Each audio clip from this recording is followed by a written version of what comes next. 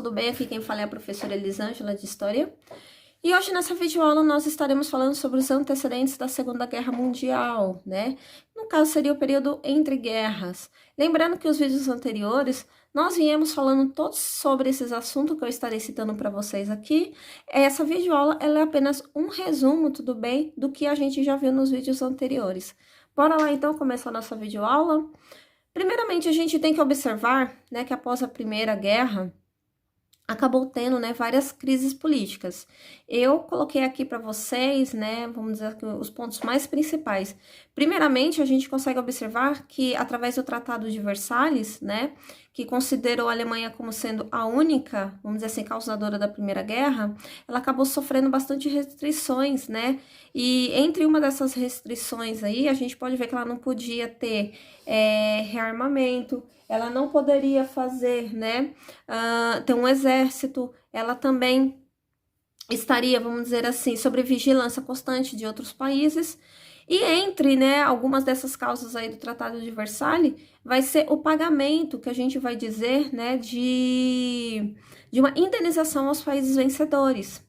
Então, quando Hitler ele acaba subindo ao poder, um dos primeiros atos que ele vai fazer é de se negar a pagar essa dívida, até porque ele acreditava que o povo alemão ele não era culpado de nada, tá bom? A gente também consegue observar que durante esse período, né, após a Primeira Guerra, vai ter, né, um conflito muito grande em questão principalmente de fronteiras, tá? Até porque tinha países que existiam, que não existe mais, novos países surgiram, então vai haver muito, né, conflitos, principalmente na Europa Central, no Oriente Médio e no Extremo Oriente, tá bom? Não só por isso, mas também tem aquela, vamos dizer assim, aquela política até um pouco de dominância, né? De você querer dominar certas regiões aí.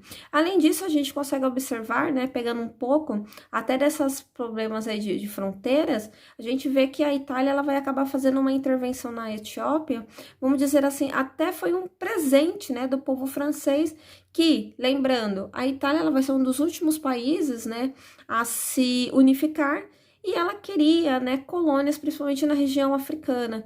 Então, vamos dizer assim, que ela meio que ganha a Etiópia, né, como um ato até de benevolência do povo francês, de uma intervenção que Mussolini vai acabar fazendo contra o Hitler. Tudo bem? Vamos aqui, então, né, falar um pouquinho sobre o expansionismo alemão. Entre, né, as várias teorias que temos aí, né, do governo nazista, tem uma que é chamada teoria do espaço vital. O que seria a teoria do espaço vital?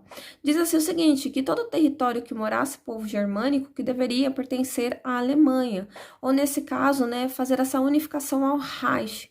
Lembrando que Reich significa reino, tá? Na história da Alemanha, né, pelo Hitler, ele queria implantar o terceiro Reich, que pela mentalidade dele deveria durar 1000 anos, tá bom? Um dos primeiros atos, né, que o Hitler vai fazer quando ele subir ao poder, vai ser retirar a Alemanha da Liga das Nações. Lembrando que o Brasil, ele participava das Ligas das Nações e a gente acabou se retirando porque, né, se teve a entrada do povo alemão. Mas a Alemanha até acabou saindo, né, da Liga das Nações. Eu acho que foi até uma forma de mostrar, assim, que ela não dependia, né, de ninguém e que ela estava andando sozinha com as suas próprias pernas. Que nem eu falei para vocês, a Alemanha ela já estava fazendo, né, sua campanha de rearmamento, isso daí vai ser algo até que vai beneficiar, né, o povo alemão economicamente. E além disso, né, o Hitler ele começa a fazer, né, a obrigação do serviço militar de 2 anos. Então todos os jovens eles são obrigados a fazer parte do exército de Hitler. Apesar, gente, que o nacionalismo na Alemanha estava tão grande, estava tão fervoroso, que até crianças queriam fazer parte do exército de Hitler, tudo bem? Vai ser nesse período que o mesmo vai acabar fazendo, né, um tratado, né, de pacto de não agressão com a Polônia, tá? E nesse mesmo período, nesse mesmo inteirinho aí, a gente vai ver que a Inglaterra e a Alemanha, elas vão acabar fazendo um acordo naval. A gente observa que a Inglaterra e a França, elas estão vendo tudo que o Hitler está fazendo, mas elas estão ainda de braços cruzados, porque elas sabem, né, que ainda não tem condições, vamos dizer assim, de enfrentar o Hitler numa guerra. Claro que eles sabiam que ia chegar um momento que eles iam ter que enfrentar, né, que não tinha como fugir da guerra, mas eles precisavam de um pouco mais de tempo, né, para poder se organizar. Vai ser durante esse período que Hitler ele vai tentar unificar a Áustria, lembrando, né, que o próprio Hitler ele era austríaco e não alemão. E vai ser por esse motivo que Mussolini, ele querendo ver que o próprio Hitler, ele tá, vamos dizer assim, se tornando um cara, vamos dizer assim, muito poderoso na região da Europa. Mussolini, ele vai acabar mandando tropas, tá bom, para a região da Áustria, como uma forma de tentar intervir essa política expansionista de Hitler. Vai ser, né, nesse caso aí, que a França, que nem eu já disse para vocês, vai acabar cedendo, né, a Etiópia para o povo italiano. De início, então, Hitler acaba desistindo, né, dessa grande unificação aí da Áustria, e aí sim ele vai acabar, né, pegando a região de Sarre, tá? A região de Sarre, ela faz fronteira ali com a França, até porque essa própria região que tinha, vamos dizer aí, habitantes germânicos, eles acabaram fazendo um próprio plebiscito e pediram, né, para essa anexação aí ao Terceiro Reich. Temos aqui, né, eu destaquei para vocês das leis de Nuremberg. Essas leis de Nuremberg vai ser alguma das leis aí que quem vai ser um dos maiores prejudicados vão ser o povo judeu, tá? Muitas pessoas não entendem e até hoje se questionam, né, o porquê Hitler ele vai acabar perseguindo tanto esse povo. E uma das primeiras leis que ele vai acabar criando de Nuremberg é tirando a cidadania alemã, né, perante esses judeus. Então é como se essa população ela não tivesse mais uma nacionalidade, né, e que ficasse somente uma característica, né, totalmente religiosa. E aí sim vai começar uma perseguição, né? Então vai colocar esse povo aí em guetos e desses guetos vai acabar colocando no campos de concentração. Eu vou ver se eu consigo gravar uma videoaula para vocês, falando um pouco como que era a vida no gueto e como que era também um pouco da vida, né, no campo de concentração. O que mais a gente encontra filme falando, né, sobre, vamos dizer assim, essa perseguição que os judeus, eles sofriam aí do nazismo.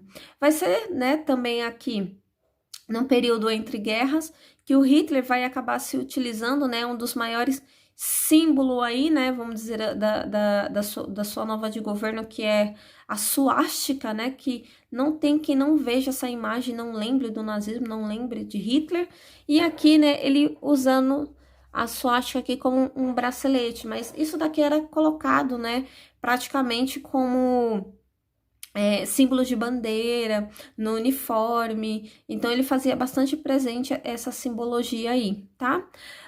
Vai ser nesse período que a gente também consegue observar, até nessa própria foto aí, que Hitler e o Mussolini, eles vão, né, fazer um acordo, e aí onde vai acabar, né, criando, a gente vai dizer, o eixo Roma-Berlim, que seria nada mais, né, do que uma ligação militar. Se caso qualquer um desses países eles se vissem ameaçados, que o outro deveria ajudar, né? Então era uma forma de unir forças aí para as potências rivais, que nessa época era a França e a Inglaterra, tá bom? Depois a gente consegue observar que Hitler, né, vai acabar fazendo o Pacto Germano-Nipônico, que vai fazer a relação entre Alemanha e Japão, e aí sim, né, o Mussolini, vamos dizer assim, aceitando esse acordo com o Japão, aí vai se criar, né, o famoso eixo Roma, Berlim, Tóquio, que esses vão ser, né, os países que a gente vai dizer, vamos dizer assim, de maior destaque durante o período da Segunda Guerra Mundial, tá? Lembrando que o período entre guerras estava ocorrendo na Espanha, o que a gente chama de Guerra Civil Espanhola, tá bom? E o Hitler, ou melhor, não só o Hitler, mas o próprio Mussolini, esses países, né, de características fascistas, eles acabaram, né, intervindo muito nesse conflito ao lado, né, dos franquistas. E isso daí os historiadores, né, eles falam que essa guerra, ela vai ser um ensaio, né, para muito dos armamentos que essas grandes potências elas estavam fabricando, mas elas precisavam, vamos dizer assim, fazer um teste. E acabaram, né, utilizando aí a Espanha como sendo vamos dizer assim, a sua base de experimento, tá bom? Que nem a gente consegue observar, né, finalizando esse expansionismo alemão, a Alemanha, até que enfim, ela consegue anexar a região da Áustria. E aí a gente diz que ela praticamente, né, fica no território que ela tanto queria, né, que seria aquele expansionismo, vamos dizer assim, desde o período do Sacro Império Romano Germânico, tá? Eu peguei aqui para vocês um pouco mais dessa curiosidade aqui sobre a região dos Sudetos, tá bom? Tem na história aí uma coisinha chamada a crise dos Sudetos, que a Tchecoslováquia ela vai surgir, né, após a Primeira Guerra, e ela vai acabar tendo uma região chamada Sudets que ela tinha uma soberania, né? E isso daqui vai acabar fazendo o quê? Os Sudetos era uma região predominantemente de povo alemão. E essa população vai acabar pedindo para que Hitler anexe esse território ao Terceiro Reich. E Hitler, né, que nem a gente sabe, ele bastava piscar o olho que ele já estava conquistando o território, foi isso que ele acabou fazendo, tá? Então, ele anexou a região dos Sudetos. Isso trouxe uma insatisfação muito grande, até porque na Conferência de Munique, a própria França e a Inglaterra, elas vão acabar reconhecendo essa anexação, vamos dizer assim, de Hitler na região dos Sudetos, e vai aceitar assim totalmente normal. E o governante da Tchecoslováquia, que deveria estar participando dessa conferência, nem sequer apareceu, nem sequer sabia, e o bichinho assim praticamente ficou totalmente perdido, tá bom? A gente consegue observar aqui na parte de roxo aí do mapa, né, todo esse expansionismo aí da Alemanha. A gente observa que o Hitler, além dele ter pegado a região dos Sudetos, que seria a Tchecoslováquia, aqui que eu tô mostrando para vocês, ele acaba também invadindo a região da Boêmia e também a região da Morávia, que seria essa parte aqui de roxo que dá para vocês verem. Então, ele acabou criando um protetorado. Além disso, ele pegou a região da Eslováquia, que é essa cor aqui um pouco mais amarela, que dá para vocês observarem, e colocou, né, como um país satélite aí, né, no caso do Terceiro Reich. E essas duas regiões, tanto a Hungria quanto a Polônia, elas vão acabar pedindo permissão, né, para o Hitler, para invadir os territórios restantes da Tchecoslováquia. Então, durante esse período, a Tchecoslováquia, né, a gente pode dizer assim que ela se fragmenta, ela deixa de existir, tá bom? Qual vai ser o estopim da Segunda Guerra Mundial? Quando Hitler ele acaba invadindo, né, a Polônia. Aí sim a gente diz que eclode a Segunda Guerra Mundial, né? A gente pode até falar que a França e a Inglaterra elas estavam agora sim preparadas militarmente para esse conflito. Tudo bem?